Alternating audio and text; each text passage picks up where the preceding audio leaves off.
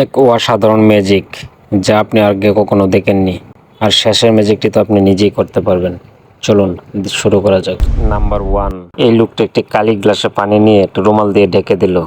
তারপর হঠাৎ গ্লাসের পানি হলুদ হয়ে গেল। আবার যখন রুমাল দিয়ে গ্লাসটিকে ঢেকে দিল, তখন আবার কালার রং নীল হয়ে গেল।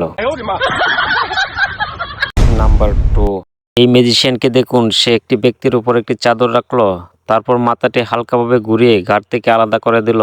এই ম্যাজিশিয়ানকে ভালোভাবে লক্ষ্য করুন, সে দুটি ইট হাতে নিয়ে মাটিতে রাখলো, তারপর জাদুর মাধ্যমে ইটটি উপরে তুললো, আবার নিচে রাখলো এবং অং মং চং বলে ইটটিকে দু টুকরো করে দিল।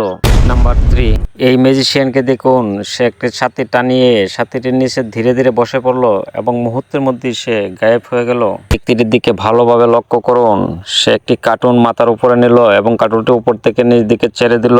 মুহূর্তের মধ্যে সেও বিলীন হয়ে গেল। যারা মাকে ভালোবাসেন, ভিডিওতে একটি লাইক দিয়ে চ্যানেলটি সাবস্ক্রাইব করে দিন।